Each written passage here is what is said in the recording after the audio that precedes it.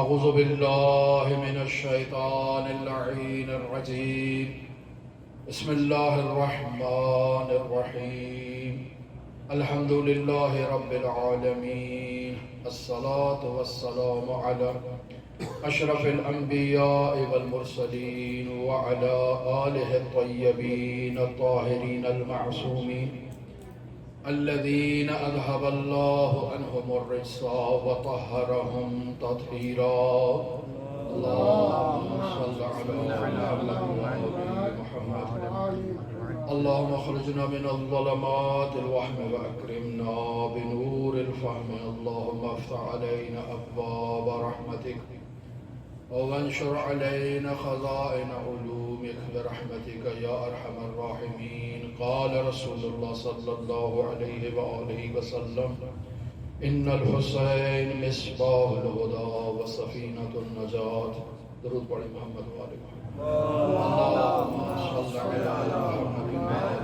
محمد وعجل. عزیزان محترم، محرم الحرام کے ان ایام میں گفتگو کا موضوع سید الشہداء کا قیام کا پس منظر اور اس عظیم قیام کے حوالے سے جو اعتراضات کیے جاتے ہیں اور ہر سال مؤمنین اور بالخصوص نوجوانوں کا ایک عظیم طبقہ ان سوالات سے روبرو رہتا ہے اور ان پر ایسے سوالات بیان کیے جاتے ہیں، پیش کیے جاتے ہیں، پریشان کیا جاتا ہے. کوشش کی گئی کہ ان سوالات میں کچھ سوالات کو موضوع گفتگو لایا جائے اور اس قیام سید الشہداء کے پس منظر کے ذیل میں ان سوالات کو بھی زیر بحث لایا جائے. اور گفتگو کل یہاں اختتام پذیر ہوئی اور یہاں ہم نے گفتگو کو چھوڑا کہ سید الشہداء علیہ آلاف و تحیت و ثنا نے دین کی خاطر، اسلام کی خاطر، انسانی اقدار کی حفاظت کی خاطر اور انسان کی سعادت کی خاطر اللہ کی راہ میں اپنا اصغر سے اکبر سب قربان کر دیا. اور جب سب قربان کر دیا اللہ کی راہ میں اور تک و تنہا میدان کربلا میں سید الشہداء تنہا موجود تھے تو اللہ کی بارگاہ میں اپنا دامن جھاڑ کر گویا عرض کی کہ اب میرے دامن میں کچھ نہیں، سب قربان کر دیا. اور پھر خود اللہ کی بارگاہ میں اللہ کے دشمنوں کو نصیحت کرنے کے بعد اس جنگ کا آغاز کیا. اور جب ہاتف غیبی کی صدا آئی کہ یا ایتھا النفس المطمئنہ ارجعی الی ربک راضیۃ مرضیہ، تو سید الشہداء نے بھی اپنی تلوار کو زمین میں گاڑا اور اس داعی حق کی صدا پر لبیک کہا. بس سید الشہداء نے اسلام کی خاطر سب کچھ قربان کیا. بیان ہوا کہ اگر سید الشہداء کا قیام اور واقعہ کربلا اسلام کی سربلندی کے لیے تھا، اسلام کی بقا کے لیے تھا، انسان کی سعادت کے لیے تھا، تو اس قیام اور اس واقعے کا ذکر بھی اسلام کی سربلندی کے لیے ہے، اسلام کی بقا کے لیے ہے اور انسان کی سعادت کے لیے ہے. بس ہمیں سید الشہداء کے قیام کا ہمہ وقت ذکر کرنا ہے، بیان کرنا ہے، اور اسی وجہ سے اس قدر حضرت سید الشہداء علیہ آلاف و تحیت و ثنا کے ذکر کی اہمیت کو بیان کیا گیا ہے، زیارت کی فضیلت کو بیان کیا گیا ہے، تاکہ انسان اپنی زندگی کے مختلف لمحات میں حسین ابن علی کو یاد کرے. اور حسین ابن علی کی یاد کا مطلب یہ ہے کہ اپنے وجود میں اس چراغ حسینیت کو روشن سے روشن تر کرے، تاکہ اس انسان کے وجود میں الہی اقدار بیدار رہے، دین بیدار رہے، اسلام زندہ رہے اور یہ انسان سعادت عظمیٰ کے مقام پر فائز ہو۔ بس سید الشہداء کی قربانی کا ذکر کرنا بہت ضروری ہے اسلام کی بقا کے لیے، اسلام کی حیات کے لیے، انسان کی سعادت کے لیے۔ لہذا جب حضرت سید الشہداء نے یہ عظیم قربانی کربلا کے میدان میں دی تو ہم میں سے ہر فرد کا اس قربانی کی نسبت کیا وظیفہ ہے، ہمارا کیا وظیفہ بنتا ہے۔ اور کل اس ذیل میں بھی اشارہ ہوا کہ ہمارا وظیفہ ہر حال میں ذکر حسین کو زندہ رکھنا ہے، زیارت حسین کو زندہ رکھنا ہے، اقدار حسینی کو زندہ رکھنا ہے، اپنی زندگی کے مختلف لمحات میں، مختلف اوقات میں، مختلف مناسبتوں میں حسین ابن علی کو یاد کرنا ہے، حسین ابن علی کا پرچار کرنا ہے، حسین ابن علی کا تذکرہ کرنا ہے، معاشرے میں لوگوں کو حسین ابن علی سے روشناس کروانا ہے، حسین ابن علی کا وہ نورانی تعارف کروانا ہے کہ جس کے ذریعے سے اسلام زندہ ہو، حسینیت زندہ ہو، اقدار حسینی زندہ ہوں، اقدار انسانیت بیدار ہوں، اور لوگ ان کی طرف متوجہ ہوں، اور لوگ اگر حسین ابن علی کی طرف متوجہ ہو جائیں تو ہر قوم پکارے گی حسین، کہ حسین ہمارے ہیں، اور ہر قوم حسین ابن علی کے اس مقصد میں خود کو شریک قرار دے گی، اور ہر قوم حسین ابن علی کی طرف قدم بڑھائے گی۔ ضرور پڑھیں محمد واسف اللہم صلی علی محمد وآل محمد۔ لہذا جب اس قدر عظیم وظیفہ ہمارا بنتا ہے تو یقینی بات ہے کہ جب ہم حسین ابن علی کا ذکر کرتے ہیں اور معاشرے میں محرم کے ایام میں، سفر کے ایام میں، سال بھر کے مختلف مناسبتوں پر اور ایام میں، اپنے عزیز و اقارب کی وفات کے ایام میں، ان کے چہلوں کے ایام میں، ان کی برسی کے ایام میں، اپنے ہاں ولادت کے ایام میں ہم اہل بیت علیہ السلام کا تذکرہ کرتے ہیں اور اہل بیت علیہ السلام کے مصائب کو ذکر کرتے ہیں، اپنے غم پر ان کے غم کو یاد کرتے ہیں۔ یہ جہاں ہماری تسکین کا سبب بنتا ہے وہاں ہمارا ان ہستیوں سے رابطہ قائم کرنے کا سبب بنتا ہے، اور جب ہمارا حضرات اہل بیت سے، سیما سید الشہداء سے ایک رابطہ قائم ہو جاتا ہے تو اس رابطے کے نتیجے میں ہمارے وجود میں حسینی اقدار، حسینی شمع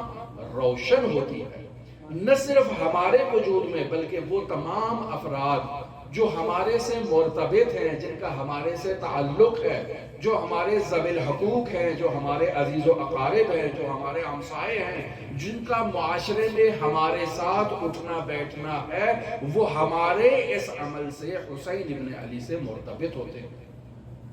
ظاہر ہے جب آپ اپنے گھر میں کسی ولادت کی مناسبت سے، کسی وفات کی مناسبت سے حسین ابن علی کا اور اہل بیت کا تذکرہ کرتے ہیں تو آپ اپنے تمام جاننے والوں کو، تمام عزیز و اقارب کو، تمام پہچاننے والوں کو دعوت دیتے ہیں کہ وہ ان مجالس میں شریک ہوں، اور ان مجالس میں جب حسین ابن علی کا ذکر ہوتا ہے، اقدار حسینی کا ذکر ہوتا ہے، معارف اہل بیت کو بیان کیا جاتا ہے تو تمام حاضرین بھی حسین ابن علی سے مرتبط ہو جاتے ہیں۔ لہذا اسلام زندہ ہوتا ہے ہر کربلا کے بعد، یعنی جب بھی کربلا کا ذکر ہوتا ہے اسلامی اقدار زندہ ہوتی ہے، اسلامی اقدار کا تعارف ہوتا ہے، اسلامی اقدار بیان ہوتی ہیں۔ تو جب اس قدر کربلا کا ذکر ہوتا ہے، ہر سال ذکر ہوتا ہے، مومنین کی جانب سے ہر مناسبت پر ذکر ہوتا ہے، اور اس سے ایک بیداری کی لہر لوگوں میں جو ہے وہ دوڑ جاتی ہے اور لوگ بیدار ہو جاتے ہیں، تو جب ہم حسین ابن علی کے اغراض و مقاصد و اہداف کی طرف متوجہ ہیں، اس قدر روایات میں فضیلت ذکر حسین و مصائب حسین و زیارت حسین کی توجہ کی طرف جو ہمیں دلائی گئی ہے، ہم متوجہ ہیں، تو یہ کیسے ممکن ہے کہ ہمارا دشمن اس چیز سے غافل ہو؟ جو حسینی اقدار کا دشمن ہے، جو حسینی تعلیمات کا دشمن ہے، جو انبیاء کی تعلیمات کا دشمن ہے، جو معارف الہیہ کا دشمن ہے، جو نہیں چاہتا کہ یہ معارف الہیہ پھیلیں، جو نہیں چاہتا کہ قومیں بیدار ہوں، جو نہیں چاہتا کہ حسین ابن علی کے ذکر کے ذریعے سے معاشرے میں تحول ایجاد ہو، انقلاب ایجاد ہو، تبدیلی ایجاد ہو، تو یقینی بات ہے کہ جو نہیں چاہتا وہ کہیں نہ کہیں اس ذکر کی راہ میں رخنا ایجاد کرے گا، رکاوٹ ایجاد کرے گا، اس کا راستہ روکنے کی کوشش کرے گا، اور حسین ابن علی کے ذکر کو محو کرنے میں اپنی تمام تر طاقت لگانے کی کوشش کرے گا۔ اور یہ ہر دور کے ساتھ مخصوص ہے، صرف آج اس کا تعلق نہیں ہے، ہر دور میں 61 ہجری کے بعد حسین ابن علی کے ذکر کو روکنے کی کوشش کی گئی، اس کا راستہ روکنے کی کوشش کی گئی۔ لہذا اسی وجہ سے رسول خدا صلی اللہ علیہ وآلہ وسلم کا یہ فرمان ذیشان کہ ان الحسین مصباح الہدا و سفینۃ النجات، کہ حسین ہدایت کا چراغ، نجات کی کشتی ہے، کہ جو بھی حسین ابن علی کی طرف متوجہ ہوگا، جو بھی اس ہدایت کے چراغ کو تھام کر نجات کی کشتی پر سوار ہوگا، وہ کامیاب ہوگا، سعادت عظمیٰ پر فائز ہوگا۔ لہذا مخالفین اس ہدایت کہ چراغ کو بجھانے کے لیے اور اس نجات کی کشتی پر سوار ہونے سے ہم لوگوں کا راستہ روکنے کے لیے جدوجہد میں مصروف عمل ہے۔ لہذا آپ دیکھیں کہ کیسے کیسے راستہ روکا جاتا ہے لوگوں کا، اس مقصد کی طرف بڑھنے سے روکا جائے لوگوں کو، اس پیغام حریت تک لوگوں کو پہنچنے سے روکا جائے کہ لوگوں تک یہ پیغام نہ پہنچے۔ کیوں؟ کیونکہ حسین ابن علی کا پیغام اگر لوگوں تک پہنچ جائے تو کوئی یزیدی اہداف کی طرف، یزیدی مقاصد کی طرف متوجہ نہیں ہوگا۔ مثل لا یبایع مثل یزید، جو حسین ابن علی کے جس کے وجود میں شمع روشن ہے، وہ ہرگز باطل کی طرف رجوع نہیں کرے گا، ہرگز باطل کی محبت کو اپنے وجود میں پنپنے نہیں دے گا، ہرگز باطل کے راستے کو اپنانے کی کوشش نہیں کرے گا، بلکہ اس سے مقابلہ کرنے کی کوشش کرے گا، اس کے خلاف قیام کرنے کی کوشش کرے گا، اس کے خلاف جد و جہد کرنے کی کوشش کرے گا، تاکہ حسینیت کا پرچم بلند ہو اور یزیدیت کا پرچم سرنگو ہو، تاکہ حسین کا ذکر ہو اور حسین کی اقدار کے مخالف جو طرز تفکر ہے اس کو سرنگو کیا جائے، اس کو نیست و نابود کیا جائے، اس کا قلقمہ کیا جائے، اس کا راستہ روکا جائے۔ لہذا ایسے میں حسین ابن علی کے ذکر کو چھپانے کے لیے جو راہ اپنائی گئی، کسی کو لالچ دیا گیا کہ تم لالچ میں آ جاؤ، تمہیں کوئی مقام دے دیں، کوئی پوسٹ دے دیں، کوئی ایسا رتبہ دے دیں، کوئی ایسے پیسے دے دیں کہ تم اس ذکر حسین ابن علی سے اپنا راستہ موڑ دو۔ بعض لالچ میں آ جاتے ہیں اور ذکر حسین ابن علی سے اپنا منہ موڑ لیتے ہیں۔ بعض لوگوں کے خلاف باقاعدہ سازشیں کی گئیں، ان کے خلاف لوگوں کو کھڑا کیا گیا، جلوس کے خلاف جلوس کھڑے کیے گئے، مجلس کے مقابلے میں مجلس کو لایا گیا، تاکہ ان کے درمیان باہمی اختلاف کے نتیجے میں وہ ذکر حسین متاثر ہو، وہ اقدار حسینی متاثر ہوں، وہ انسان نے جو سعادت حاصل کرنی ہے اس کا راستہ روکا جائے، لوگوں کو آپس میں الجھا دیا جائے، تاکہ لوگ اس بلندیوں کی طرف متوجہ نہ ہوں، اس عالی اقدار کی طرف متوجہ نہ ہوں، صرف زبان سے حسین حسین کہیں لیکن ان کے وجود میں حسین ابن علی کی وہ حب موجود نہ ہو، وہ خود اس کشمکش میں مبتلا ہو جائیں، اس میں گرفتار ہو جائیں، اس میں پریشان ہو جائیں۔ اور بعض لوگوں نے انہی اقدار کو پامال کرنے کا راستہ اپنایا، اور یہ آج کل کے دور میں بھی ہے اور تاریخ میں بھی موجود ہے۔ آپ دیکھیں اس متوکل عباسی کے زمانے میں 4 مرتبہ سید الشہداء کی قبر اطہر کو یکساں کر دیا گیا، پامال کر دیا گیا، نام النشان مٹا دیا گیا۔ 233 ہجری، 236 ہجری، 237 ہجری اور 247 ہجری، یہ 4 تاریخیں بیان کی جاتی ہیں کہ جس میں متوکل نے سید الشہداء کی قبر اطہر کو زمین کے ساتھ یکساں کر دیا اور راستہ روکا تھا کہ کوئی سید الشہداء کی طرف متوجہ نہ ہو، کوئی اس طرف نہ جائے۔ ماجرا کیا ہوا کہ متوکل لہو و لعب میں مصروف ہے اور مغنیہ کو دعوت دی جاتی ہے کہ آئے آ کر محفل رقص و سرور و غنا کو برپا کرے، تو جواب ملتا ہے کہ مغنیہ یہاں موجود نہیں ہے۔ اچھا کہاں گئی ہے؟ وہ کربلا گئی ہے۔ اچھا واپس آئی، سوال کیا تم کہاں تھی؟ کہا میں حج کرنے کے لیے گئی تھی۔ کہا شعبان کے مہینے میں کون سا حج ہوتا ہے؟ کہا حسین ابن علی کی زیارت حج کا درجہ ہے، اور میں کربلا حسین ابن علی کی زیارت کے لیے گئی تھی اور وہ حج کا ثواب رکھتا ہے۔ اچھا یہ بات ہے۔ اس قدر اس لعین کو غصہ آیا کہ اس کے وجود کی رگیں پھول گئی اور اس نے فوراً حکم دیا کہ اس مغنیہ کے مالک کو بلایا جائے۔ اس کو بلایا جاتا ہے، اس کے تمام اموال کو ضبط کر لیا جاتا ہے اور اسے زندان میں ڈال دیا جاتا ہے، اور فوراً حکم دیتا ہے کہ حسین ابن علی کی قبر اطہر کو زمین کے ساتھ یکساں کر دیا جائے۔ مسلمان انکار کرتے ہیں کہ ہم اس کام میں شریک نہیں ہوں گے، یہ کام ہم سے نہیں ہو سکتا۔ لہٰذا ایک یہودی کا سہارا لیا جاتا ہے، ابراہیم دیزج یہودی، اسے کہا جاتا ہے کہ تم آؤ اور آ کر حسین ابن علی کی قبر کو زمین کے ساتھ یکساں کر دو۔ لہٰذا وہ آتا ہے، اپنے افراد کو لاتا ہے اور حسین ابن علی کی قبر اطہر کو مسمار کر دیتا ہے۔ جتنے اطراف میں گھر موجود ہیں، جتنے بازار موجود ہیں، سب کو ختم کر دیتا ہے، قتل و غارت کرتا ہے، اسیر کر لیتا ہے، لیکن حسین ابن علی کا ذکر نہیں ملتا۔ پھر کربلا آباد ہوتی ہے، پھر زیارت آباد ہوتی ہے، اور اس سخت ترین حالات میں پھر لوگ حسین ابن علی کی طرف متوجہ ہوتے ہیں۔ اور جب متوکل کو دوبارہ خبر ملتی ہے کہ 236 ہجری دوبارہ کربلا آباد ہو چکی ہے، گھر تعمیر ہو چکے ہیں، روزہ تعمیر ہو چکا ہے، بازار تعمیر ہو چکا ہے، لوگ پھر بھی آ رہے ہیں، پھر حکم دیتا ہے کہ جاؤ دیزج یہودی دوبارہ جا کر کربلا کو مسمار کرو۔ وہ دوبارہ جاتا ہے، پھر اسے وہی حکم ہوتا ہے کہ جو مقاومت کرتا ہے اس کو قتل کر دو، جو ہاتھ آتا ہے اس کو گرفتار کر لو۔ پھر اسی روش کے مطابق کربلا کی سرزمین کو زمین کے ساتھ ملا دیا جاتا ہے، ہل چلایا جاتا ہے، پانی چھوڑا جاتا ہے، اور پھر کربلا آباد ہوتی ہے۔ اور اب 237 ہجری قمری میں جب دوبارہ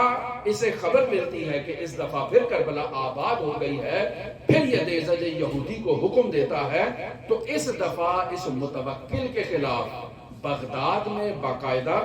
دیواروں پر حسین ابن علی کی حمایت میں اور متوکل کے خلاف، یہ جو آج کل کی زبان میں وال چاکی ہوتی ہے، یہ اس زمانے میں متوکل کے خلاف لوگوں میں ایک ایسا جذبہ ایجاد ہوا۔ لیکن پھر متوکل نے اپنا اس کام کو نہیں روکا اور سب سے زیادہ شدت کے ساتھ حسین ابن علی کی اس قبر کو مسمار کرنے کا اس نے اقدام کیا اور اس ذکر کو مٹانے کی کوشش کی کہ لوگ یہ ذکر نہ انجام دے سکیں، لوگ زیارت حسین کی طرف نہ آ سکیں، لوگ اقدار حسینی کی طرف متوجہ نہ ہوں۔ قتل و غارت کی گئی، لوگوں کو اسیر کیا گیا، زندانوں میں ڈالا گیا، اور پھر دوبارہ 247 ہجری کو دوبارہ کربلا آباد ہوئی۔ لیکن اب یہ ایک درمیان میں کافی فاصلہ ہے، 37 اور 47 کے درمیان میں۔ اب یہاں وہ ایک مصری شخص ہے، وہ نقل کرتا ہے کہ جس کا نام زید مجنون مصری ہے۔ وہ کہتا ہے کہ جب مجھے 37 ہجری قمری کو کربلا کے ویران ہونے کی جب خبر ملتی ہے تو اس قدر میرے وجود میں بغض ایجاد ہو گیا، اس قدر غم و غصے کی کیفیت ایجاد ہو گئی کہ میں مصر سے کربلا کی طرف پیدل چلتا ہوں کہ میں جاؤں جا کر کربلا میں حسین ابن علی کی زیارت کروں۔ اور جب یہ کربلا میں پہنچتا ہے تو مشاہدہ کرتا ہے کہ القمہ کا پانی حسین ابن علی کی قبر اطہر کی طرف چھوڑ دیا گیا ہے اور حیوانات کو چھوڑ دیا گیا ہے۔ یہ پانی حسین ابن علی کے اس قبر اطہر کا طواف کر رہا ہے، ایک قطرہ آگے نہیں بڑھ رہا۔ اور وہ جو حیوانات چھوڑے گئے ہیں کہ جو حسین ابن علی کی قبر اطہر کو اپنے پاؤں کے سموں سے لگتمال کریں، وہ اس جگہ کی طرف نہیں جا رہے ہیں اور آگے متحرک نہیں ہو رہے ہیں اور حرکت نہیں کر رہے ہیں، تو یہ کہتا ہے کہ میں اس کسان کے پاس جاتا ہوں کہ جو وہاں مصروف عمل تھا، اور اسے میں جا کر کہتا ہوں کیا یہ تم دیکھ نہیں رہے ہو کہ یہ حسین ابن علی کی طرف آگے قدم نہیں بڑھا رہے؟ کیا تمہارے اندر اس سے کوئی تبدیلی ایجاد نہیں ہو رہی ہے کہ یہ رسول خدا کا نواسہ ہے؟ تو وہ شخص متوجہ ہوتا ہے، وہ کسان متوکل کے پاس جاتا ہے اور متوکل کو جا کر باخبر کرتا ہے کہ وہاں ایک ایسا منظر ہم نے مشاہدہ کیا ہے۔ متوکل اس کو قتل کرنے کا حکم دے دیتا ہے۔ بس کس کس انداز میں سرزمین کربلا کو زمین کے ساتھ یکساں کیا گیا، حسین ابن علی کی قبر اطہر کو مسمار کیا گیا، فقط اس مقصد کی خاطر کہ حسین ابن علی کی زیارت کے لیے کوئی نہ آ سکے۔ جو کہ حسین کی زیارت کے لیے آئیں گے تو حسین کا ذکر کریں گے، عزاداری کریں گے، مختلف علاقوں سے لوگ آئیں گے، عزاداری کریں گے، اور عزاداری کرنے کے نتیجے میں حسین کے فضائل، حسین کے مناقب، حسین کے مسائل اور حسین ابن علی کے قیام کے اہداف کا تذکرہ ہوگا، اور جب اپنے اپنے علاقوں میں جائیں گے تو جا کر پیغام پہنچائیں گے حسین کا کہ حسین نے کہا تھا مثلی لا یبایع مثل یزید، کہ ہم جیسا یزید جیسے کی بیعت نہیں کر سکتا، تو جب حسین نے یزید کی بیعت نہیں کی تو ہم متوکل کی بیعت میں کیوں موجود ہیں؟ حسینیت زندہ باد، حسینیت زندہ باد، یزیدیت مردہ باد، یزیدیت مردہ باد، بآواز بلند صلوات۔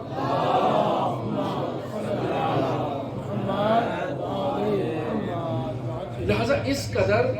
انسانوں کو بیدار کرنے میں حسین ابن علی کا ذکر اہمیت کا حامل ہے۔ لہذا اب دیکھیں کہ مسلمانوں کے اذہان میں یہ مطلب اکثر ایجاد ہوتا ہے کہ ہم یہ کربلا کا ذکر کرتے ہیں، حسین ابن علی کا ذکر کرتے ہیں، یہ کیسے ممکن ہے؟ بعض لوگ یہ بات کرتے ہیں کیسے ممکن ہے کہ ایک مسلمان ہو اور حسین ابن علی کی طرف تیر چلائے، ایک مسلمان ہو اور حسین ابن علی کی طرف تلوار اٹھائے، ایک مسلمان ہو اور آل رسول کو اسیر کرے اور گرفتار کرے؟ ایسا ہو ہی نہیں سکتا، یہ کیسے ہو گیا؟ رسول خدا کی ذریت، علی و بطول کی اولاد، وہ حسین کہ جب ممبر پر رسول خدا تشریف فرما ہے اور حسین ابن علی ممبر کی طرف قدم بڑھاتے ہیں تو رسول خدا ممبر چھوڑ دیتے ہیں، حسین ابن علی کو اپنی آغوش میں لیتے ہیں۔ اس حسین کو شہید کرنے کی بات ہو رہی ہے، وہ حسین ابن علی جسے رسول خدا اپنی آغوش میں لیا کرتے تھے، اپنے اوپر سوار کیا کرتے تھے، جس کے آنسو برداشت نہیں کر سکتے تھے امت، اس حسین ابن علی کو اس قدر وحشیانہ انداز میں شہید کرے، اس قدر مظالم ڈالے، نہ صرف حسین ابن علی پر، نہ صرف ان کے اصحاب پر، حتیٰ اس 6 ماہہ علی اصغر جس کا کوئی تصور بھی نہیں کر سکتا کہ جس کا کوئی کردار ہو، جس کا کوئی نقش ہو، اس 6 ماہ کے شہزادے پر وہ مظالم ڈالے جائیں۔ لہذا جب ایک ایسے انسان کو کہ جو اس کربلا کے واقعے سے آگاہ نہیں ہے، اسے جب یہ مظالم اور یہ مطالب اور یہ مصائب اس کے سامنے بیان کیے جاتے ہیں کہ امت محمد مصطفیٰ نے محمد مصطفیٰ کے نواسے کے ساتھ ایک ایسا سلوک کیا ہے، تو ابتدائی سوال یہ آتا ہے کہ یہ کیسے ممکن ہے؟ محمد مصطفیٰ تو اس نواسے سے بہت محبت کرتے تھے، بہت پیار کرتے تھے، بہت اس کی سفارش کر چکے تھے۔ حسن والحسین سید الشباب اہل الجنہ، کہ جو جنت کے سرداروں میں ایک سردار ہے، اس کے ساتھ امت ایسا رویہ کیسے اپنا سکتی ہے؟ یہ کیسے ممکن ہے؟ لہذا لوگوں کے ذہنوں میں ایک ایسی باتیں اور ایسے سوالات ایجاد ہوتے تھے اور لوگ متوجہ ہوتے تھے کہ یہ کیا حسین ابن علی کا ماجرا ہے اور یہ کیسے ہو گیا؟ لہذا انسان حسین ابن علی کے ذکر کے ذریعے سے اور حسین ابن علی کی تعلیمات کو آگے ایک دوسرے تک پہنچا کر لوگوں کے ساتھ جب حسین ابن علی کا تذکرہ کیا جاتا ہے، حسین ابن علی کو بیان کیا جاتا ہے، تو وہاں ہر سال اس قسم کے سوالات، اس قسم کی باتیں لوگوں کے ذہنوں میں آتی ہیں، اور بالخصوص ان نوجوانوں کو کہ جو اہل بیت علیہ السلام کے ماننے والے عقیدت مند ہیں، جب وہ اپنے اسکولوں میں، اپنے کالجوں میں، اپنی یونیورسٹیوں میں جاتے ہیں تو وہاں ان سے ایسے سوالات کیے جاتے ہیں کہ یہ کیسے ممکن ہے کہ رسول خدا کا وہ نواسہ جس سے امت کی اتنی تاکید کی گئی، اتنی سفارش کی گئی، امت اس نواسے کے ساتھ ایسا سلوک کرے، یہ ممکن نہیں ہے، یہ کیسے ممکن ہو سکتا ہے؟ اس قدر مظالم کہ جو انسان کی عقل دنگ رہ جاتی ہے کہ کربلا میں ایسے ایسے مظالم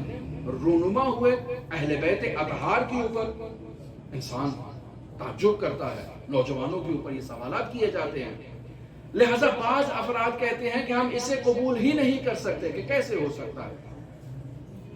لہذا ایسے سوالات کا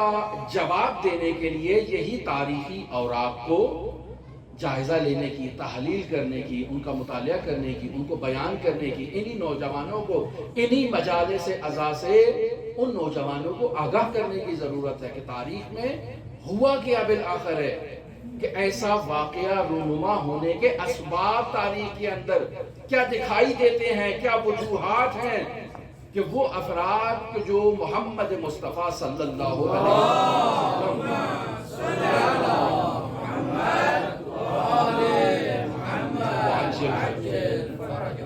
اس قدر محمد مصطفیٰ کے عقیدت مند تھے، اس قدر محمد مصطفیٰ سے محبت کرتے تھے، کیسے اجر رسالت کو وہ ادا کرنا بھول گئے؟ اور کیا اجر رسالت ادا کیا کہ اگر خداوند متعال اہل بیت سے بغض کا اور اہل بیت سے دشمنی کا حکم دیتا تو جو کربلا میں انہوں نے کیا، جو اہل بیت کے ساتھ کیا، جو رسول خدا کے جانشینوں کے اوپر مظالم ڈالے گئے، جو انہوں نے کر دیا اس سے زیادہ نہیں کر سکتے تھے، جبکہ انہیں اجر رسالت میں محبت کا حکم دیا گیا ہے کہ اہل بیت سے محبت کرو، اہل بیت سے مودت کرو، اہل بیت کا احترام کرو۔ لہذا تاریخ اسلام کو جب دیکھتے ہیں تو رسول خدا صلی اللہ علیہ وآلہ وسلم کے عقیدت مندوں میں کچھ ایسے کلمہ وہ بھی تھے کہ جنہوں نے کلمہ پڑھا لیکن وہ ان کی زبان سے نیچے نہیں اترا، صرف زبان کی حد تک تھا۔ لہذا اسلام کے آغاز میں ہی اسلام کے یہ دو گروہ سامنے آئے، ایک وہ گروہ، وہ طائفہ کہ جنہوں نے اسلام کے لیے اپنی جانیں قربان دیں، جنہوں نے تکالیف اٹھائیں، جنہوں نے شکنجے برداشت کیے، اذیتیں برداشت کی، تکلیفیں برداشت کی۔ ایک طرف وہ طبقہ تھا اور ایک طرف وہ طبقہ ہے کہ جب اسلام کی آبیاری ہو چکی اور اسلام کا شجر مضبوط ہو چکا تو وہ دائرہ اسلام میں داخل ہوئے تاکہ اسلام کی اس شجر کے ثمرے سے استفادہ کر سکے۔ لہذا وہ افراد جو زبان سے لا الہ الا اللہ کہتے تھے، جو زبان سے محمد رسول اللہ کہتے تھے، جن کے وجود میں نہ لا الہ الا اللہ تھا نہ محمد رسول اللہ تھا، لیکن وہ دائرہ اسلام میں بھی داخل تھے اور اسلام میں نفاق کی بنیاد اس گروہ نے رکھی۔ ان کے لیے باقاعدہ قرآن مجید میں سورتیں نازل ہوئی اور انہیں منافقین کے ٹائٹل سے یاد کیا گیا، اور بعض انہی منافقین میں کچھ ایسے لوگ بھی موجود تھے کہ جو کچھ حد تک اسلامی اقدار اور اسلامی تعلیمات پر ایمان رکھتے تھے، لیکن ان کے وجود میں وہ استحکام نہیں تھا، وہ پختگی نہیں آئی تھی، وہ مضبوطی نہیں آئی تھی، اور وہ بھی ابھی جو ہے وہ ڈاماڈول تھے، کبھی اس طرف تھے کبھی اس طرف تھے۔ بس ایسے گروہ اسلام میں موجود تھے جو اسلام کے ثمرے سے فیضیاب ہونے کے لیے دائرہ اسلام میں داخل ہوئے تھے، اور پھر یہی گروہ اسلام میں نشو نما پایا، پروان چڑھا، قدرت پر پہنچا، اور انہوں نے مقامات حاصل کیے۔ آپ دیکھیں کہ شام کی حکومت دوسرے خلیفہ کے زمانے میں سونپ دی گئی اس خاندان کو کہ جس خاندان کو محمد مصطفیٰ سے کوئی محبت نہیں تھی، کوئی اسلام کی تعلیمات پر ان کو کوئی یقین نہیں تھا، اور وہ شام پر مسلط ہو گئے۔ شام جس کا فاصلہ ہے مدینے سے، جو اسلام کی بنیاد ہے، جو اسلام کا مرکز ہے، جو اسلام کا گڑھ کہیں جہاں سے اسلامی تعلیمات کی نشو و نما ہوتی ہے، وہاں سے اس کا فاصلہ ہے، دوری ہے، اور وہ روم کے نزدیک ہے جہاں بادشاہت ہے، جہاں حکومت کے ایک ناز و نعمت ہے. لہٰذا وہاں کے حاکم نے اپنی حکومت کے طرز عمل کو بادشاہت پر استوار کیا اور اپنی اس حکومت کو مضبوط کرنے کے لیے اس نے ہر اس حربے اور ہر اس طریقے کو استعمال کیا جس کے ذریعے سے اس کی حکومت مضبوط ہو سکتی تھی. اور پھر جب تیسری خلافت آئی تو تب بھی اس حکومت کو برقرار رکھا گیا، مضبوط کیا گیا، مزید طاقت دی گئی. اور جب امیر المؤمنین علی ابن ابی طالب کا وقت آیا تو وہی حکومت جسے امیر المؤمنین معزول کر چکے ہیں، جسے ختم کر چکے ہیں، نیا حاکم بھیجنا چاہتے ہیں، لیکن وہ تسلیم ہونے کے لیے تیار نہیں ہے. اور فوراً انہوں نے تیسرے خلیفہ کی قمیص کو بلند کیا اور امیر المؤمنین کے خلاف قیام کیا کہ ہم تیسرے خلیفہ کی خونخواہی کے لیے میدان میں آئے ہیں اور تیسرے خلیفہ کا انتقام لینا چاہتے ہیں. اور انتقام کس سے لیا جائے؟ چوتھے خلیفہ سے انتقام لیا جائے. لہذا جنگ جمل کا واقعہ پہلے دیکھ لیں. وہ افراد کہ جو ناز و نعمت میں پل رہے تھے اور ناز و نعمت سے محروم ہونے کی وجہ سے ان لوگوں نے ان ناز و نعمت کو دوبارہ حاصل کرنے کے لیے قیام کیا. جنہیں بصرہ کی حکومت چاہیے تھی، جنہیں کوفہ کی حکومت چاہیے تھی، وہ اس اونٹ کی مہار کو تھام کے جمل کے میدان میں آ گئے اور امیر المؤمنین کے خلاف قیام کیا. اور اس کے بعد یہ شام کا ماجرا اور اس طرح سے صفین کا واقعہ رونما ہوا. بس یہ وہ عوامل ہیں کہ جن عوامل کو تاریخ اسلام میں نظر انداز نہیں کیا جا سکتا، کہ جن کی جڑیں باقاعدہ اسی گروہ منافقین کے ساتھ جا کر ملتی ہیں کہ جنہوں نے اپنے اسلامی تعلیمات میں انحراف ایجاد کیا، جنہوں نے اسلام کو ملوکیت میں تبدیل کر دیا، جنہوں نے اسلام کو بادشاہت میں تبدیل کر دیا، جنہوں نے اپنی حکومت کو مضبوط کرنے کے لیے ہر قسم کا وہ حربہ استعمال کیا جو طاغوت استعمال کرتا ہے اپنی حکومت کو مضبوط کرنے کے لیے. لہذا آپ دیکھیں کہ ان لوگوں نے کیسے اپنی حکومت کو مضبوط کرنے کے لیے اقدامات کیے، کیسے انہوں نے پلاننگ کی کہ لوگوں کو کمزور، چونکہ اسلامی ثقافت اس علاقے میں مدینے سے دور ہونے کے نتیجے میں وہ اسلامی تعلیمات وہاں موجود اس انداز میں نہیں تھی، اس کمزور اسلامی ثقافت کا فائدہ اٹھاتے ہوئے انہوں نے لوگوں کو ان کے جو ایمان ہے اس سے سوء استفادہ کرنا شروع کیا. ان کے آئیڈیالوجی، ان کے نظریات، ان کے اعتقادات کو موڑنے کی تبدیلیاں شروع کر دی، تبدیل کرنا شروع کر دیا. ان لوگوں نے وہاں، چونکہ عربوں میں ایک قبائلی سسٹم ہوتا ہے، اگر ایک قبیلے کا سربراہ مسلمان ہو جائے تو اگر اس قبیلے میں 100 افراد ہیں، 200 افراد ہیں، تو چونکہ سربراہ مسلمان ہو گیا ہے تو وہ 100-200 افراد تمام کے تمام اسلام لے آئیں. اور اگر کوئی اسلام سے جنگ لڑنے کے لیے قبیلے کا سردار کھڑا ہو جائے تو اس قبیلے میں جتنے افراد ہیں وہ تمام اسلام کے خلاف جنگ لڑنے کے لیے کھڑے ہو جائیں گے. وہاں کوئی انسان کا اپنا شعور، اپنا اس کا مستقل طرز عمل نہیں تھا، بلکہ قبائل کے رؤسا کے ماتحت ہوا کرتے تھے. لہذا کیا کیا گیا؟ ان رؤسا کو اپنے ہاتھ میں لیا جائے، ان کو لالچ دیا جائے، ان کو وزارت دی جائے، ان کو پیسے دیے جائیں، ان کو منصب دیا جائے، ان کو مقام دیا جائے، تاکہ اس مقام، اس منصب، اس لالچ کے نتیجے میں انہیں اپنی طرف کھینچا جائے. اور جب یہ ایک رئیس قبیلہ آ جاتا ہے تو اس رئیس قبیلے کے آنے کے نتیجے میں وہ تمام کے تمام افراد بھی اس کے ساتھ اس قبیلے سے وابستہ اس نہج کو، اس طرز تفکر کو، اس آئیڈیالوجی کو اپنا لیتے ہیں جس آئیڈیالوجی کو اس قبیلے کے سربراہ نے اپنایا تھا. لہذا تیسرا حربہ جو انہوں نے استعمال کیا وہ منفی پروپیگنڈا تھا، جسے آج کل کی زبان میں آپ کہیں سوشل میڈیا تھا اس زمانے کا. تبلیغات شروع کر دی اہل بیت علیہ السلام کے خلاف، امیر المؤمنین کے خلاف، امام حسن مجتبیٰ کے خلاف، امام حسین ابن علی کے خلاف.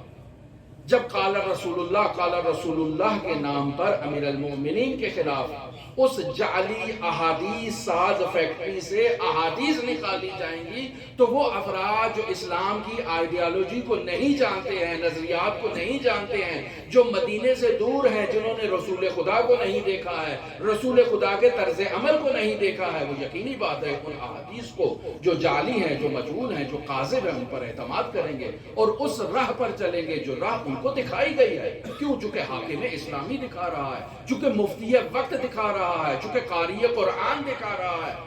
اب اس سے بڑی اور کیا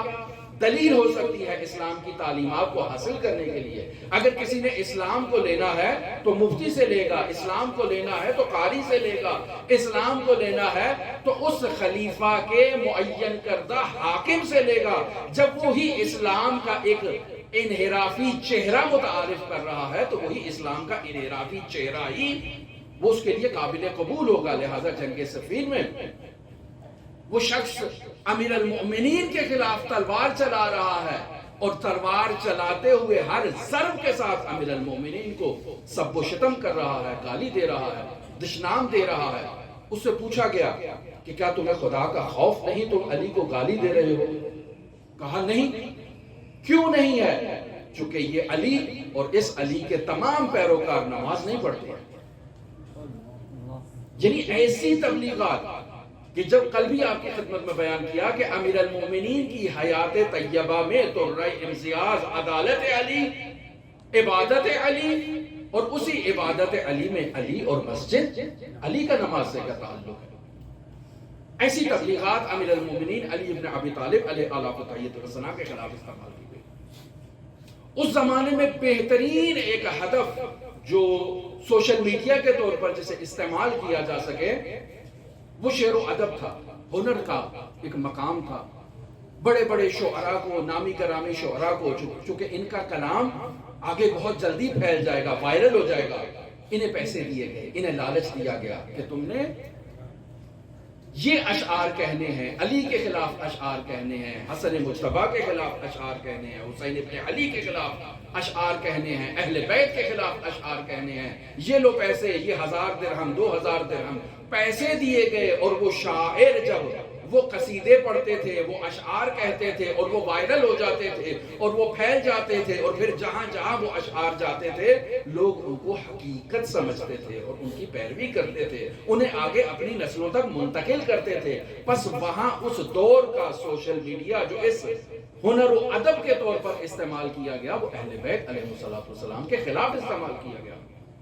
جعلی احادیث کی فیکٹری علیحدہ تھی، قراء اور مفتی اپنے پاس پہلے سے موجود تھے، قبائل کے سربراہ پہلے سے موجود تھے۔ اب اس سے بڑی بات آپ کی خدمت میں عزیزان محترم کیا بیان کی جائے کہ امام حسن مجتبیٰ کے لشکر کا وہ امیر عبید اللہ ابن عباس جو امام حسن مجتبیٰ کے خاندان سے تعلق رکھتا ہے، جس کے اپنے 2 بیٹوں کو بسر نے شہید کیا ہے، جب اسے لالچ دیا جاتا ہے تو وہ امام حسن مجتبیٰ کو چھوڑ کر مافیا کی طرف چلا جاتا ہے۔ یعنی کس قدر آپ دیکھیں کہ لشکر کا سربراہ ہے جسے امام حسن مجتبیٰ نے مقرر کیا ہے کہ خط مقدم پر بھیجا ہے کہ تم نے جا کر جنگ لڑنی ہے، سپہ سالار ہے، اور وہی کہ جو خود زخمی ہے، جس کے اپنے بچوں کو قتل کیا گیا ہے، وہ بھی لالچ میں آ جاتا ہے اور اس طرف چلا جاتا ہے۔ اور جب وہ اس طرف چلا گیا تو پیچھے سے جو جانشین بنا اس کے خلاف تبلیغ کر دی گئی اور پھیلا دیا گیا کہ وہ تو مارا گیا۔ اب جب مارا گیا ہے تو لشکر تتر بتر ہو گیا، لشکر تبدیل ہو گیا، لشکر کا کوئی امیر نہیں رہا۔ تو دیکھیں کیسے مال کے ذریعے سے رؤسائے قبائل کو خریدا جاتا تھا، کیسے منفی پروپیگنڈا کے ذریعے سے لوگوں کو تبدیل کیا جاتا تھا، کیسے لوگوں کی ذہنیت کو تبدیل کیا جاتا تھا۔ یہ جو بکریوں کا مشہور واقعہ کہ چھوٹے بچوں کو وہ چھوٹے چھوٹے بوز کے بچے دیے جاتے تھے کہ وہ ان سے کھیلے، اور جب وہ ان سے مانوس ہو جاتے تو ان سے چھین لیے جاتے۔ پوچھا جاتا کہ وہ کون چھین کر لے کر گیا ہے، تو کہا علی ابن ابی طالب، تاکہ ان کے دل میں علی سے ایک نفرت کو ایجاد کیا جائے۔ تھوڑا تھوڑا اگر آگے تشریف لے آئیں، پیچھے سے آنے والوں کو آسانی ہو۔ درود پڑھے محمد و آل محمد۔ اللہم صلی علی محمد۔ نعرہ تکبیر، اللہ اکبر، نعرہ رسالت، نعرہ حیدری، حسینیت، حسینیت، یزیدیت، یزیدیت، یزید خبیث پر لعنت، یزید خبیث کی جد پر لعنت،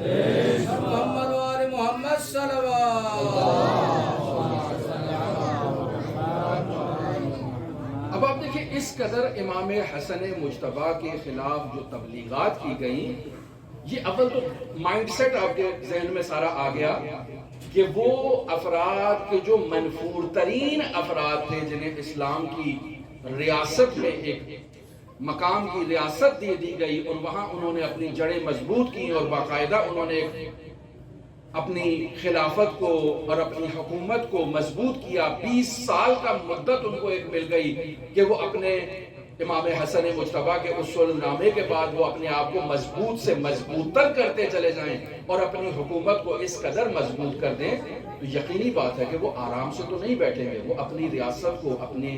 آئندہ جانشین تک منتقل کرنے کے لیے مکمل اہتمام کریں گے، مکمل تبلیغات کریں گے، مکمل انتظام کریں گے۔ لہٰذا اس نے اپنے جانشین کو وصیت کی، یزید کو جب حاکم خلیفہ بنایا گیا اور اپنا جانشین بنایا گیا تو اس کو معلوم تھا کہ اس میں قابلیت تو موجود نہیں ہے، یہ منصب حکومت کو سنبھال تو نہیں سکتا ہے، لہٰذا اس کے لیے باقاعدہ مشاور تعین کیے گئے جو اس کو مشورہ دیں گے، لیکن اس پر بھی اکتفا نہیں کیا گیا بلکہ اسے باقاعدہ کہا گیا کہ تمہیں میں وصیت کرتا ہوں کہ تم مدینہ کے لوگوں کے ساتھ تم نے کیسے پیش آنا ہے، ان کی عزت کرنا ہے، ان کا احترام کرنا ہے۔ کیوں؟ چونکہ وہ خود کو اسلام کا مرکز سمجھتے ہیں، اسلام وہاں سے پھیلا ہے، اسلام کا مرکز وہاں ہے، وہ خود کو داعیان اسلام سمجھتے ہیں، لہٰذا ان کا احترام ضروری ہے، ان کی بے ادبی نہیں کرنی، ان کی مکمل عزت کرنی ہے، ان کا احترام کرنا ہے، ان کو رسپیکٹ دینا ہے۔ لیکن عراق کی طرف جب تم رجوع کرو تو عراق کے لوگ کسی ایک حاکم کو زیادہ دیر تک برداشت نہیں کر سکتے، تم بار بار ان کے حاکم کو تبدیل کرتے رہو، بار بار تبدیل کرتے رہو، تاکہ ان دو علاقوں کی سوچ کو تم اپنے پاس جو ہے وہ ان کے مائنڈ سیٹ کو جب تم نے کنٹرول کر لیا، ایک کو عزت دی اور ایک کی منشا کے مطابق تم نے حاکم تبدیل کر دیے، تو اس کے نتیجے میں وہ تم سے کبھی اختلاف نہیں کریں گے، تم سے دوری نہیں کریں گے۔ لہٰذا جب کسی کو عزت دی جاتی ہے، کسی کو رسپیکٹ دی جاتی ہے تو اسے مال دیا جاتا ہے، اس کا احترام کیا جاتا ہے، اس کے لیے کھڑے ہوا جاتا ہے، اس کو القاب دیے جاتے ہیں تاکہ وہ ان القاب کے تحت، ان احترامات کے تحت، ان اموال کے تحت دب جائے اور اس نظریے کو تسلیم کر لے، اس آئیڈیالوجی کو قبول کر لے۔ اور پھر 4 افراد کے متعلق باقاعدہ اسے وصیت کی گئی کہ دیکھو پہلے خلیفہ کے جو بیٹے ہیں عبد الرحمن بن ابی بکر، یہ شخص جو ہے یہ اپنے پیروکاروں کے پیچھے چلنے والا فرد ہے، زیادہ خواہشات کا تابع ہے، یہ خواتین کے جو ہے وہ ان کو زیادہ طلب کرنے والا انسان ہے، اس سے تمہیں اتنا زیادہ خوف نہیں ہے، کوئی خطرہ نہیں ہے، اس کی رسپیکٹ کرو، اس کا احترام کرو، اس کی حاجات کو پورا کرتے رہو، یہ تمہیں کوئی گزند نہیں پہنچائے گا۔ دوسرا تمہارے لیے جو شخص تمہارے مد مقابل ہے وہ عبداللہ بن عمر ہے، دوسرے خلیفہ کا بیٹا، یہ عابد انسان ہے، ہو سکتا ہے عبادتیں کر کر کے ہی ہلاک ہو جائے، لیکن اسے بھی تم نے رسپیکٹ دینا ہے۔ اگر اس کے اطراف میں اس کا کوئی حامی و ناصر نہ ہو جو اس کو اکسائے داعی خلافت بنانے کے لیے اور اسے مدعی خلافت کے طور پر تمہارے سامنے کھڑا کرنے کے لیے، اگر اس کے پیچھے کوئی نہیں ہوگا تو خود بخود تمہارے پیچھے آ جائے گا، خود بخود تمہاری اطاعت کرے گا، خود بخود پیروکار ہو جائے گا۔ اور پھر تیسرا شخص حسین ابن علی ابن ابی طالب ہے۔ دیکھو حسین، عراق کے لوگ اسے مدینہ میں نہیں بیٹھنے دیں گے، بار بار دعوت دیں گے، قیام کی دعوت دیں گے۔ پہلے تو حسین ابن علی سے بیعت کا تقاضا کرو، بیعت اگر کر لی تو ٹھیک، اور اگر بیعت نہ کی تو حسین ابن علی کی عزت و احترام میں کسی قسم کی کمی نہیں ہونی چاہیے۔ اور اگر عراق کے لوگ حسین ابن علی کو قیام کے لیے تیار کریں اور حسین ابن علی میدان میں آ جائیں تو دیکھو اگر تو تم جنگ میں کامیاب ہو جاؤ تو اسی فارمولے پر عمل کرنا کہ تم نے حسین ابن علی کی عزت کرنی ہے، احترام کرنا ہے، رسپیکٹ کرنی ہے، ان کو بے آبرو نہیں کرنا ہے۔ اور تیسرا شخص زبیر بن عوام، اس کا بیٹا عبداللہ بن زبیر۔ دیکھو یہ شخص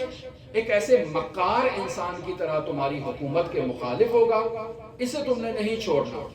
جہاں کہیں تمہارے ہاتھ آ جائے اس کو تم نے دبوچ لینا ہے اور اس کے قطع کرتے ہیں۔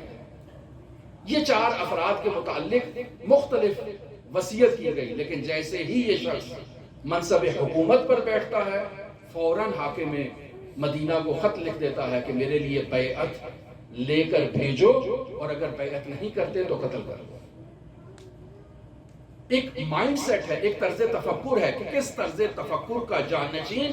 کس غرور کے ساتھ منصب اقتدار پر بیٹھا ہے، خلافت مسلمین میں خلیفہ مسلمین بنا ہے، اس کو ایک پاور دے دی گئی ہے جس کی اس میں اہلیت نہیں ہے، جو اس کو باقاعدہ مشاور دیے گئے ہیں ان مشاوروں کی نہیں سن رہا ہے، جو اس کے باپ نے اس کو سیاسی نصیحتیں کی تھی تاکہ اس مملکت کو، اس بادشاہت کو باقی رکھا جائے، ہر جو مرض سے بچایا جائے، وہ اس کی بھی نہیں سن رہا ہے۔ اور ایسے میں جب اس نے یہ حکم دیا تو نتیجہ کیا نکلا؟ نتیجہ یہی کہ جب امام حسین علیہ السلام اگر اس زمانے میں قیام نہ کرتے تو کیا نتیجہ نکلتا؟ نتیجہ یہی نکلتا کہ اگر اس زمانے میں امام حسن مجتبی بھی ہوتے تو ان کو بھی قیام کرنا تھا، اور اگر امام حسین ہے تو انہوں نے بھی اسی قیام کے راستے کو اپنایا، لہٰذا مدینہ سے مکہ کی طرف گئے، اور پھر وہ خطوط کا ایک سلسلہ شروع ہو گیا جو 12,000 کی مقدار تک پہنچا کہ حسین آئیے، ہم آپ کے منتظر ہیں، ہم آپ کا انتظار کر رہے ہیں، آئیے آئیے، حکومت آپ کی منتظر ہے، خلافت آپ کا حق ہے، رسول خدا کی جانشینی آپ کو زیبندہ ہے، اس جیسا انسان خلافت کے حقدار نہیں ہے، اس کو یہ زیب نہیں دیتا ہے، مسلمانوں کے لیے توہین ہے کہ ان کے اوپر ایک ایسا امیر مقرر کر دیا جائے، لہٰذا یہ خطوط کا سلسلہ شروع ہو گیا۔ اور پھر امام حسین علیہ السلام نے اپنے سفراء کو مختلف علاقوں میں بھیجا، کسی کو بصرہ بھیجا، کسی کو کوفہ بھیجا کہ جائیں جا کر وہاں کے حالات کا جائزہ لیں۔ لیکن اگر آپ دیکھیں اسی ماجرا کو امام حسن مجتبی کی دید سے دیکھیں اور اسی پرانی روش کے مطابق جو ایک تبلیغات اور ایک منفی پروپیگنڈا امام حسن مجتبی کے زمانے میں کیا گیا تھا، اگر اس زمانے میں یہ قیام کیا جاتا امام حسن مجتبی کی جانب سے تو امام حسن مجتبی کو ایک دہشت گردانہ حملے میں شہید کر دیا تھا۔ امام حسن مجتبی کی مظلومیت کا یہ عالم تھا کہ اپنے پیراہن کے نیچے سے راہ پہنا کرتے تھے، چونکہ انہیں معلوم تھا کہ کسی وقت بھی اس منفی پروپیگنڈا کا شکار، اس سوشل میڈیا کا شکار کوئی جذباتی انتحاری شخص حملہ کر سکتا ہے اور امام حسن مجتبی کو نقصان پہنچا سکتا ہے، لہذا نماز کی حالت میں ہے تو امام حسن مجتبی پر حملہ کیا جاتا ہے، تیر مارا جاتا ہے، چونکہ زرہ پہنی ہوئی تھی، امام حسن مجتبی محفوظ رہتے ہیں اور اس شخص کو فوراً پکڑ لیا جاتا ہے۔ پھر امام حسن مجتبی پر حالت نماز میں حملہ کیا جاتا ہے، خنجر کے ذریعے سے امام حسن مجتبی کی ران کو زخمی کیا جاتا ہے اور امام حسن مجتبی وہاں محفوظ رہتے ہیں۔ اور پھر وہ معروف واقعہ کہ پھر دوبارہ امام حسن مجتبی پر حملہ کرتے ہیں جب وہ سواری پر ہوتے ہیں اور وہ خنجر سے حملہ کرتا ہے، حضرت کی ران مبارک پر وہ خنجر اصابت کرتا ہے، ہڈی تک پہنچ جاتا ہے، اس قدر گہرا زخم آتا ہے امام حسن مجتبی پر۔ یہ سب اس کے پیچھے طرز تفکر کیا تھا؟ طرز تفکر یہی تھا کہ امام حسن مجتبی مشرک ہیں، مسلمان نہیں ہیں، دائرہ اسلام سے خارج ہو چکے ہیں۔ وہی طرز تفکر جو امیر المومنین کے خلاف منفی تبلیغات کے نتیجے میں ایجاد کیا گیا کہ علی اور مسجد، علی نماز نہیں پڑھتے، علی کے پیروکار نماز نہیں پڑھتے، عین اسی طرح سے امام حسن مجتبی کے خلاف جو تبلیغات کی گئی کہ جو ان کے خیمے پر ہجوم کیا گیا کہ تمام خیمے کو غارت کر لیا گیا، امام حسن مجتبی کے نیچے سے مصلی کو کھینچ لیا گیا اور امام حسن مجتبی کو نقصان پہنچایا گیا۔ ایک ایسے طرز تفکر اور ایسے دور میں اگر ایک انسان قیام کرتا ہے جنگ لڑنا چاہتا ہے، ایک طاغوت کی حکومت کو سرنگو کرنا چاہتا ہے، تو کسی نہ کسی انتحاری شخص کو، کسی نہ کسی جذباتی شخص کو، کسی نہ کسی کو پیسے دے کر اس کو ابھارا جا سکتا ہے کہ جاؤ جا کر امام حسن مصطفیٰ کو شہید کر دو، اور جب شہید ہو جائے تو کہ اس سے ہمارا کوئی تعلق نہیں ہے، یہ تو ان کا اپنا آدمی تھا۔ اب گھر کی عورت سے زیادہ قریبی ترین شخص اور کون ہو سکتا ہے؟ 3 مرتبہ اس خاتون نے امام حسن مصطفیٰ کو زہر دی، اور آخری زہر اس قدر شدید تھی کہ امام حسن مصطفیٰ، بعض تاریخ میں 2 مہینے اور بعض میں اس سے کم ایک مدت بیان کی جاتی ہے کہ جس میں امام حسن مصطفیٰ باقاعدہ خون کی الٹیاں کرتے ہیں، اور کئی تشت امام حسن مصطفیٰ کے آگے سے تبدیل کیے جاتے ہیں جو خون سے پر ہوتے ہیں۔ یعنی ایک ایسا طرز تفکر کہ نہ گھر میں محفوظ ہیں اور نہ گھر کے باہر اپنے افراد میں، اپنے جو داعیے تشیع ہیں، جو مدعی ہیں کہ ہم امام کے چاہنے والے ہیں، ہم امام کی صفا کے فرد ہیں، ہم امام کے لشکر کے ماننے والے ہیں، نہ وہاں امام محفوظ ہے۔ اب ایسے عالم میں اگر قیام امام حسن مجتبیٰ کریں تب بھی یہی صورتحال تھی، اور اگر امام حسین ابن علی قیام کرتے تب بھی ایک ایسی صورتحال سے روبرو ہونا پڑتا کہ خود اندر سے افراد کو قیام کے لیے اکسایا جاتا اور شہید کر دیا جاتا۔ لہٰذا اس عالم میں امام حسن کی جگہ اگر امام حسین بھی ہوتے تو وہاں اسی صلح کو ترجیح دیتے، چونکہ اب کوئی حامی اور ناصر موجود نہیں ہے۔ اور اس طرف اگر امام حسن مجتبیٰ حسین ابن علی کی شرائط اور حالات سے دوچار ہوتے تو امام حسن مجتبیٰ بھی قیام کرتے۔ لہٰذا ایک ایسے حاکم کے سامنے قیام کیا جا رہا ہے، ایک ایسے حاکم سے مقابلہ کیا جا رہا ہے کہ جو اسلام کو نہیں مانتا، جو رسول خدا صلی اللہ علیہ وآلہ وسلم کی تعلیمات کو نہیں جانتا، جو رسول خدا کو حتیٰ نبی نہیں مانتا، جو کہتا ہے کہ نہ کوئی وحی آئی نہ کوئی فرشتہ آیا، یہ سب بنی ہاشم کا حکومت تک پہنچنے کے لیے ایک ذریعہ تھا اور وہ حکومت تک پہنچ گئے، اور آج یہ حکومت ہمارے پاس ہے، آج اس کی باغ دوڑ ہمارے پاس ہے۔ آپ طرز تفکر کو مشاہدہ کریں کہ ایک ایسا طرز تفکر وہاں موجود ہے کہ جب جنگ صفین کے لیے وہ جانا چاہتے ہیں تو بدھ کا دن ہوتا ہے، جمعے کی نماز بہت مستحب ہے، لہذا بدھ کے دن نماز جمعہ کو قائم کیا جاتا ہے تاکہ جمعے کی برکات سے محروم نہ ہوا جائے اور لشکر کے لے کر جہاد سے بھی محروم نہ ہوا جائے۔ یعنی ایک ایسا طرز تفکر، ایسے مسلمان جو بدھ کو جمعہ پڑھ کر حسین امیر المؤمنین سے مقابلہ کرنے کے لیے صفین کے میدان میں جاتے ہیں، اور جب وہ مدینے سے انسان آتا ہے ایک اونٹ پر سوار ہو کر اور شام میں داخل ہوتا ہے تو ایک شامی اس کو دبوچ لیتا ہے کہ تم میری اونٹنی کہاں لے کر گئے تھے؟ یہ اونٹنی میری ہے، یہ مجھے دے دو۔ کہا یہ اونٹنی نہیں ہے، یہ اونٹ ہے، میں مدینے سے ادھر کوفہ سے آیا ہوں، یہ شام سے تعلق نہیں رکھتی ہے، میں کوفہ سے لے کر آیا ہوں۔ کہا نہیں، یہ اونٹ نہیں ہے، یہ میری اونٹنی ہے، میں اس پر گواہ رکھتا ہوں۔ حاکم وقت کے پاس لے جایا گیا، 50 گواہیاں پیش کی گئی کہ یہ اونٹ نہیں ہے، یہ اونٹنی ہے، اور یہ جنگ صفین کے میدان میں یہ شامی شخص لے کر گیا تھا، کوفی نے چھین لی تھی، یہ مذکر نہیں ہے، یہ مؤنث ہے۔ حاکم شام نے جب 50 گواہیاں دیکھی ہیں تو اسی کے حق میں گواہی دی اور اسی کے حق میں فیصلہ کیا کہ یہ اونٹ نہیں، یہ اونٹنی ہے۔ اور پھر بعد میں فیصلہ دینے کے بعد اس کوفی شخص کو اپنے پاس بلایا اور اس کو کہا بتاؤ اس اونٹ کی قیمت کتنی تھی؟ کہا اتنی۔ کہا 2 برابر تمہیں اس کی قیمت دیتا ہوں، جاؤ علی کو جا کر بتاؤ یہ 50 افراد تھے، میرے پاس ایسے 1 لاکھ افراد موجود ہیں جو اونٹ اور اونٹنی کا فرق نہیں جان سکتے، لیکن سب تمہارے خلاف قیام کرنے کے لیے کھڑے ہیں۔ یعنی ایک ایسا طرز تفکر، ایک ایسا نظام قائم ہو چکا ہے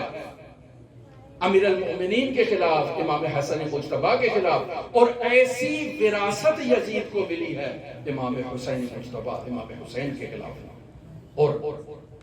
کس قدر مظلومیت امام حسین کی کہ اس خاندان کا ہر فرد حسین ابن علی سے کس قدر عقیدت، کس قدر احترام، کس قدر محبت اور کس قدر فداکاری کا جذبہ رکھتا ہے حسین ابن علی کے لیے کہ آپ دیکھیں تعجب ہوتا ہے اس واقعے کو دیکھتے ہوئے کہ خواتین کس قدر اپنے بچوں کو بڑھ چڑھ کر قربانی کی دعوت دے رہی ہیں کہ حسین ابن علی پر آپ نے اپنی جان کو نچھاور کرنا ہے، حسین ابن علی پر خود کو قربان کر دینا ہے۔ ایک دفعہ کسی ماں کا بچہ مارا جائے اور وہ حسین کی قربانی کو یاد کرتے ہوئے صبر کرے، یہ ماں اور ہے اور وہ مائیں اور ہیں جو اپنے بچوں کو تیار کر رہی ہیں کہ کل تم نے حسین پر خود کو قربان کرنا ہے۔ آج حضرات اون و محمد کا تذکرہ کیا جائے، ثانی زہرا کے لخت جگر عبداللہ بن جعفر کی اولاد حضرت عبداللہ مدینے سے امام حسین علیہ السلام کے ساتھ نہیں آئے، اون و محمد بھی ساتھ نہیں آئے، مدینہ میں موجود ہیں اور حسین ابن علی کا قافلہ مکہ کی طرف چڑھ پڑتا ہے۔ یہ حضرت عبداللہ کیوں نہیں آئے، اس کے ایک الگ موضوعات ہیں، ایک الگ تحقیق ہے، ایک الگ اس کی داستان ہے۔ بعض لوگ کہتے ہیں کہ حضرت عبداللہ نابینا تھے، نہیں، عبداللہ نابینا نہیں تھے۔ کیوں نہیں تھے؟ کیونکہ تاریخ میں یہ بھی لکھا ہے کہ جب ثانی زہرا واقعہ عاشور کے بعد جب اپنے گھر آتی ہے تو عبداللہ پہچان نہیں سکتے، من حاضر صحیفہ، یہ بوڑھی کون ہے جو ہمارے گھر میں بیٹھی ہے؟ بس عبداللہ کی آنکھیں تھیں، پہچانتے تھے، لیکن یہ نہیں پہچان رہے تھے کہ وہ جو مدینے سے گئی تھی وہ مدینے میں واپس آئی تو آج کیسی ہے، نہیں پہچان سکے۔ بس عبداللہ نابینا نہیں تھے۔ اجرکم اللہ۔ بعض لوگ کہتے ہیں کہ عبداللہ بیمار تھے، اس وجہ سے کربلا کے میدان میں نہیں گئے۔ تو پھر لوگ اعتراض کرتے ہیں کہ اگر عبداللہ بیمار تھے تو زین العابدین بھی بیمار تھے، وہ تو چلے گئے۔ تو کہا جاتا ہے نہیں، زین العابدین جب مدینہ سے نکلے تھے تو بیمار نہیں تھے۔ پھر کہا جاتا ہے عبداللہ کا سن زیادہ تھا، اس وجہ سے نہیں گئے۔ کہا نہیں، زیادہ سن والے حبیب ابن مظاہر بھی موجود تھے، بس عبداللہ کیوں نہیں گئے؟ کہا عبداللہ بیمار تھے، یہی قول صحیح ہے، اور عبداللہ میں چلنے کی توان بھی نہیں تھی، لیکن اس کے باوجود عبداللہ ابن سعید سے جو حاکم ہے، اس حاکم سے حسین ابن علی کے لیے امان نامہ لیتا ہے، ایک خط تحریر کرتا ہے اور اس خط کو اپنے دو شہزادوں اون و محمد کے سپرد کرتا ہے کہ جاؤ جا کر ماموں کو میرا خط پہنچا دو۔ حسین ابن علی جو کوفہ کی طرف جا رہے ہیں، حکم دیتے ہیں میرے لیے خیمہ لگایا جائے، مہمان آ رہے ہیں۔ کہا سب کے لیے لگایا جائے، کہا نہیں، صرف میرے لیے لگایا جائے۔ مہمان کون ہے؟ عبداللہ کے دو بیٹے اون و محمد ہیں، یہ پیغام لے کر آئے ہیں بابا کا۔ امام نے خط کا مطالعہ کیا، مصلحت نہیں سمجھا، پھر عبداللہ اس امان نامے کو لے کر یحییٰ بن سعید کے ساتھ حسین ابن علی کی بارگاہ میں پہنچتے ہیں اور آ کر کہتے ہیں مولا کوفہ نہ جائیے، یہ کوفی وفا نہیں کریں گے۔ کہا عبداللہ میں نے رات کو اپنے نانا کو دیکھا، مجھے کہا ان اللہ شاعراک قتیلا، حسین اللہ تجھے قتیل دیکھنا چاہتا ہے۔ ان اللہ شاعرہم صبایا، اللہ تیرے اہل بیت کو اسیر دیکھنا چاہتا ہے۔ عبداللہ اگر میں حشرات الارض کے ان گھونسلوں میں اور زمین میں چلا جاؤں اور یہ شامی مجھے وہاں سے نکال کر بھی شہید کر دیں گے۔ عبداللہ میں نے شام کے ان لوگوں پر اعتماد نہیں کرنا، میں نے جانا ہے نانا کی اس وصیت پر عمل کرنے۔ لہذا عبداللہ نے یہاں کیا کیا تاریخ میں معلوم نہیں، کیا حسین کے سپرد کیا شہزادوں کو، یا ثانی زہرا سے کہا کہ میرے لیے یہ دو شہزادے جب حسین کو سخت وقت آئے تو حسین پر قربان کر دینا۔ اب جب وہ وقت آیا جب حسین کو قربانی کی ضرورت تھی ہر ماں اپنے بچوں کو تیار کر رہی ہے، اور وہی ثانی زہرا اون محمد سے کہتی ہے کہ کل تم نے ماموں پر قربان ہونا ہے، تم نے جعفر طیار کی لاج رکھنی ہے، اور تم نے عبداللہ اور علی کی نمائندگی کرنی ہے۔ زینب عالیہ بچوں کو تیار کر رہی ہے، اور جب روز عاشور آتا ہے یہ بچے جاتے ہیں ماموں سے اجازت لینے کے لیے، حسین اجازت نہیں دیتے، آتے ہیں ماں کو بتانے کہ ماموں نے اجازت نہیں دی۔ نہیں معلوم ثانی زہرا اون محمد کو کیسے لے گئی اجازت دلانے کے لیے، اور کہا جاتا ہے حسین نے وہ منظر دیکھا کہ ثانی زہرا دو شہزادوں کے ساتھ آ رہی ہے، تو شاید ذہن حسین ابن علی مدینہ کے اس منظر کو دیکھ رہا ہو کہ ایک وقت میری ماں بھی دو شہزادوں کو لے گئی تھی، آج ثانی زہرا جو مانگتی ہے دے دیا جائے۔ زینب عالیہ نے تقاضا کیا، حسین بھیا آج تک کچھ نہیں مانگا،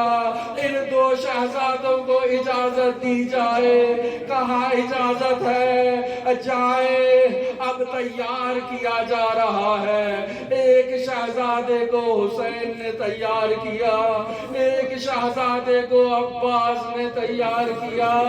ایسے میں ثانی زہرا اور دو عمامے لے آئی۔ ان بچوں کو عمامے ایسے پہنائے گئے جیسے میت کو کفن پہنایا جاتا ہے۔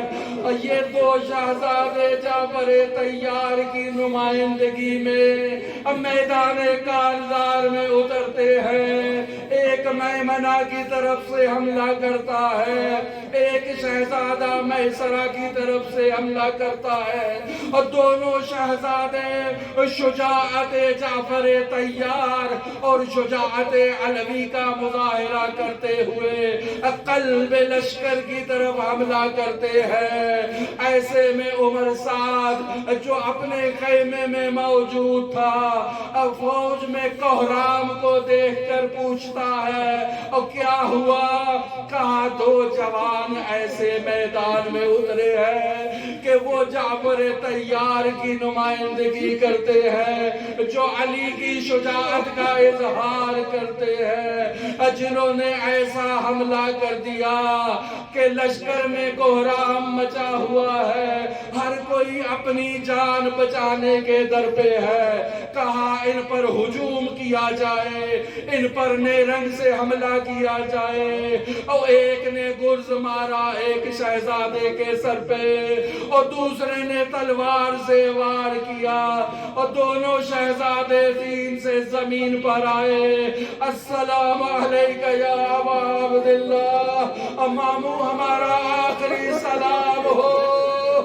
ماموں ہم جا رہے ہیں۔ حسین و عباس پہنچے اور دونوں شہزادوں کو لیا، خیام کی طرف رجوع کیا، تمام مستورات نے حلقہ بنایا، لیکن بچوں کی ماں نہیں آئی۔ بچوں کی ماں اپنے خیمے میں موجود ہے۔ اور پوچھا ثانی زہرا آپ کیوں نہیں جاتی؟ اور کہا میں نے حسین پر قربان کر دیا، اور میں اگر جاؤں اور گریا کروں تو کس منہ سے گریا کروں، اور میں بھائی کے دل میں اضطراب ایجاد نہیں کرنا چاہتی۔ زینب علیہ نہیں کہی، عزاداری نہیں کہی، لیکن وہی زینب جو اون محمد پر نہیں آئی وہ کیسے علی اکبر تک پہنچی نہیں معلوم۔ اللہ یوم کا یوم کا یا ابا عبداللہ، ثانی زہرا نے اون محمد کی عزاداری نہیں کہی، لیکن علی اکبر کا حسین کو پرسا دیا۔ جب بھی عزاداری کرتی حسین کی عزاداری کرتی،